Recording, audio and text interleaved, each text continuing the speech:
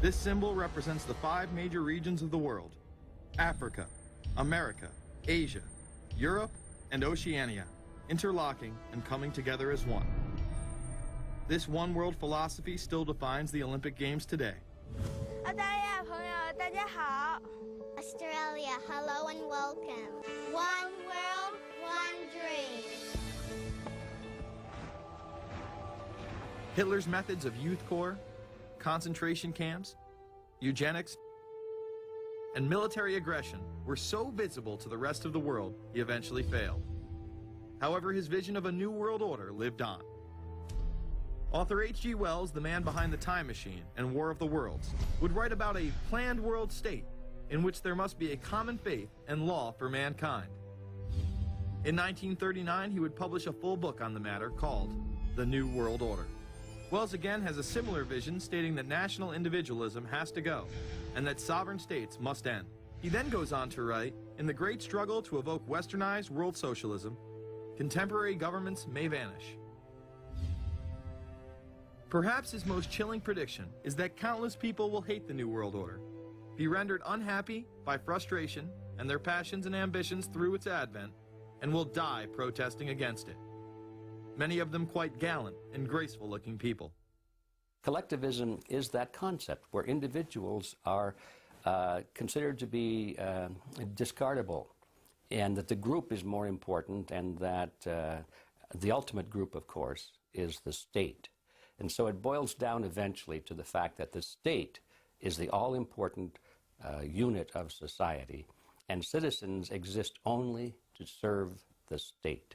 Other men of prominence would also promote a New World Order during the 1960s, including industrialist and former New York Governor Nelson Rockefeller. These are some of the reasons pressing us to lead vigorously towards the true building of a New World Order. Rockefeller would also become vice president under Gerald Ford. Religious leader Pope Paul VI, delegates to international organizations, public officials, gentlemen of the press, teachers and educators, all of you must realize that you have your part to play in the construction of a new world order. As well as former President Richard Nixon. And the hope that each of us has to build a new world order. However, Nixon was largely a mouthpiece for his most dominant advisor, Secretary of State Henry Kissinger. Kissinger may be the most vocal proponent for a new world order of his era. He has called for it time and time again, in policy papers, meetings, and interviews. Time magazine recognized both Nixon and Kissinger as Men of the Year after announcing their New World Order in China. However, they were working on it long before. In these once classified documents, they both discussed the new order with the president of Indonesia. Mainstream media was even critical of Kissinger's vision in the early 70s. In ragged, spasmodic fashion, a new world order is coming into being, but it looks less and less like the world order that Mr. Kissinger had constructed in his own mind. Kissinger's New World Order would fall under the radar for some time. However, it saw a vast revival during the first Bush administration. Here is Brent Scowcroft, former vice chairman of Kissinger Associates and former national security advisor under both Ford and Bush Sr., as he discusses the New World Order. Looking at the subtitle this morning, Are We Ready for the New World Order? Gives me something of the shudders. That phrase, New World Order, I'm afraid I'm partly responsible for resurrecting. To me, what that symbolized was perhaps a fundamental change in the character of our response to national security issues. Here, Charlie Rose asked Scowcroft, Kissinger, and former national security advisor Zbigniew Brzezinski if we are living in a new world order. Where are we as we think about this time in American foreign policy? Are we at a special moment which is being redefined? Or are we creating a new world order? We're at a moment when the international system is in a period of change like we haven't seen for several hundred years. In some parts of the world, the nation state on which the existing international system was based is either giving up its traditional aspects, like in Europe, or as in the Middle East. George H.W. Bush would campaign for a new world order like no other president before him. He would openly discuss it during his State of the Union address. What is at stake is more than one small country.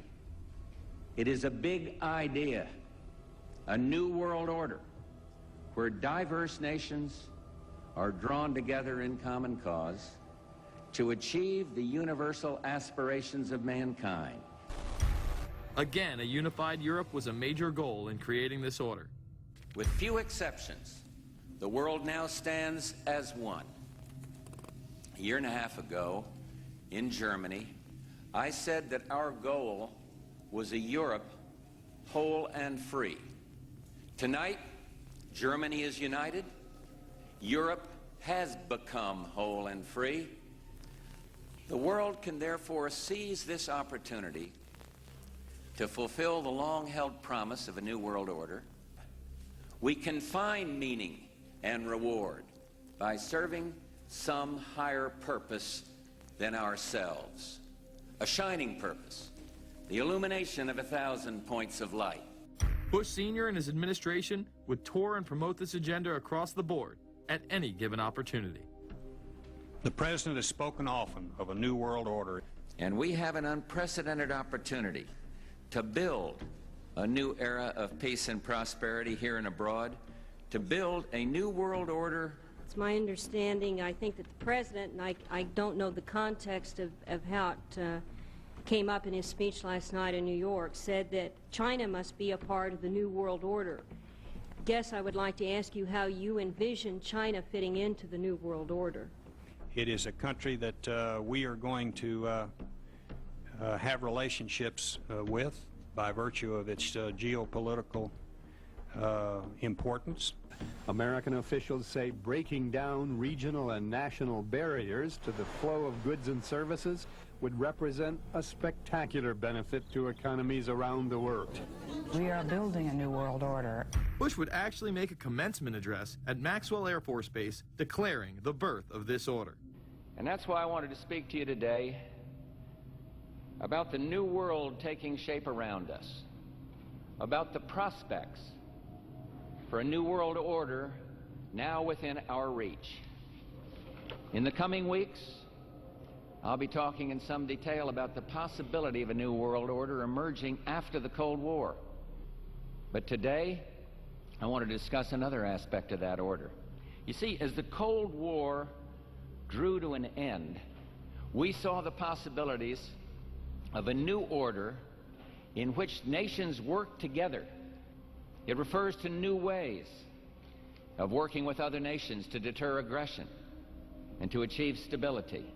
As old threats recede, new threats emerge.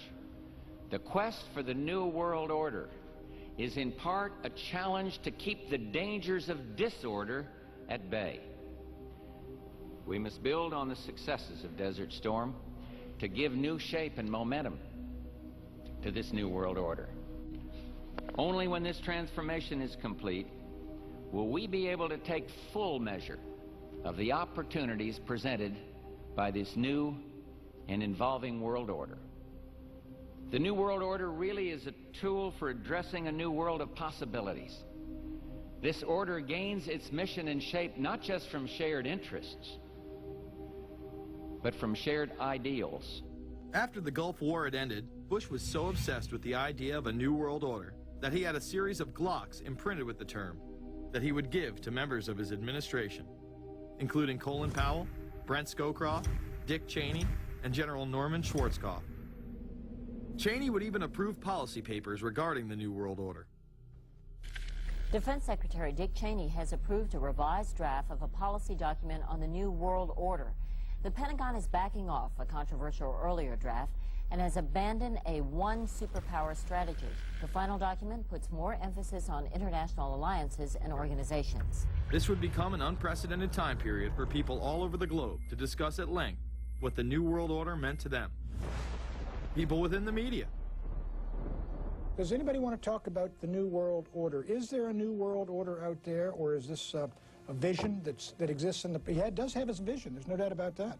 But does that exist in the president's mind, or does it exist out there in reality? This president sees this episode as the first test case, as the first example for the new world order he is trying to organize.